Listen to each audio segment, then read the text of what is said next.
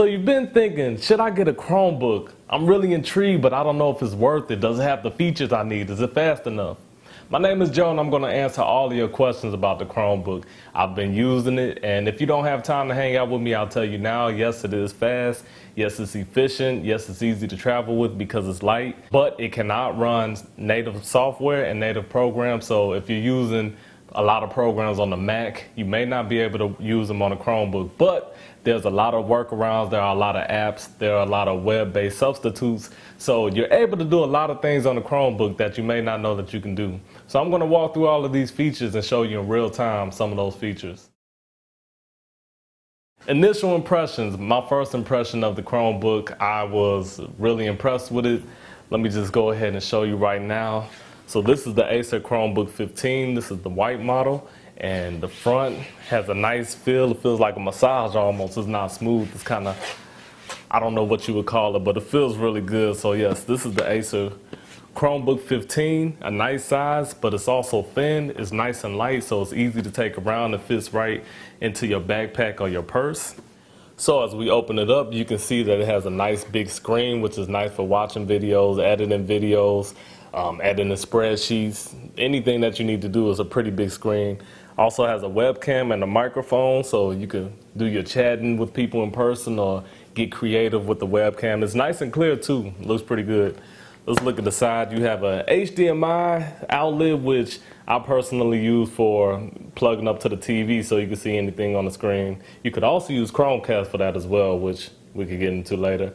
Then you have a USB and a headphone jack. If we flip it over to the other side, you have another USB as well as a slot for an SD card so you can get some more space. And then you have a case slot as well. So that's basically all the peripherals and the slots that you have on the sides. A couple of more things I want to hit before I go into a real-time demonstration of everything that you can do. The battery life is like 9 hours, so that should last you throughout the whole day. Also, it boots up in about 7 seconds. It's really quick. I've been working with a couple of laptops that take a pretty long time to boot up, so it's really nice having that quick boot up as well as it being so quiet. And when I'm working on it, I can't even hear it, so that's another nice change of pace for my other two laptops because the fans are pretty loud on them. Probably time to get them replaced, but this fan is really, really quiet, so I don't even notice it's there when it's on. In terms of what it can do, you can use the Chromebook for school, you can use it for work, you can use it for any kind of creative projects, you can also use it for entertainment. So as you may know, the Chromebook uses the Chrome operating system, which is Google, so you're in Google's ecosystem. So that's going to be Google Chrome operating system, that's going to be the Chrome web browser, YouTube, Gmail, Google Drive, all of these apps, Calendar, Keep, they're already installed on there. So if you are familiar with Google's products, you're going to be right at home. You'll be able to jump right in. You can sign in, and then you can access everything that you access on any other computer.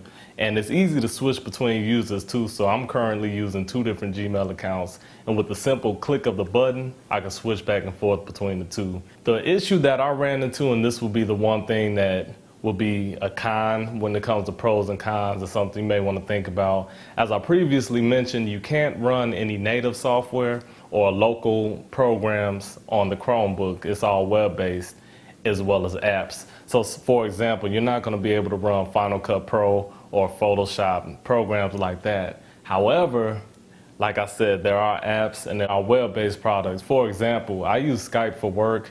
You can't use Skype on a Chromebook, but there is a web version of Skype, and it works just the same. It's just as fast. I get my alerts, and I can still do everything on that I'm used to doing.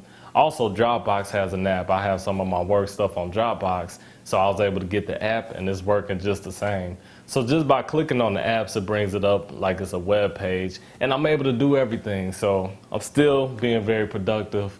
You just have to keep in mind, though, that since you can't use some specific programs, it may not be able to completely replace one of your laptops.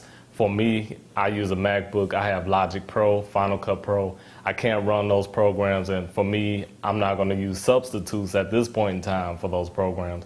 So it can't fully replace my Mac. Outside of that, it's been able to do everything that I've needed it to do, and really quickly, too.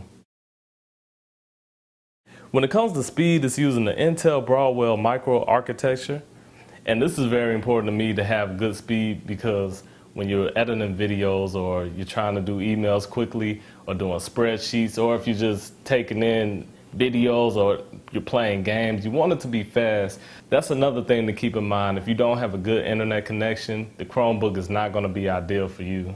The Chromebook is capable of running programs locally, offline, but it's really designed for you to be using these programs online. The Chromebook has 802.11ac wireless AC, which makes everything really fast if you have a wireless AC router.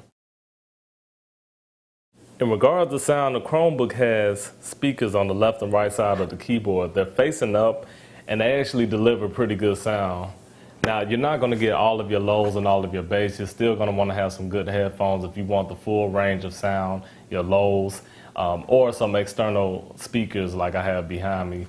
But other than that, if you're just watching videos or casually listening to music, these speakers are better than a lot of laptop speakers that I've used and heard. So my overall experience with the Chromebook has been a good one. I definitely give it thumbs up. Once you get some workarounds for some programs that you may not think that you can use, you start to figure out this is really efficient. You can also try using the Chrome Remote Desktop app, which is an app that allows you to control a different computer from your Chromebook. This is something that I've tried. It's a really cool thought, a really cool idea.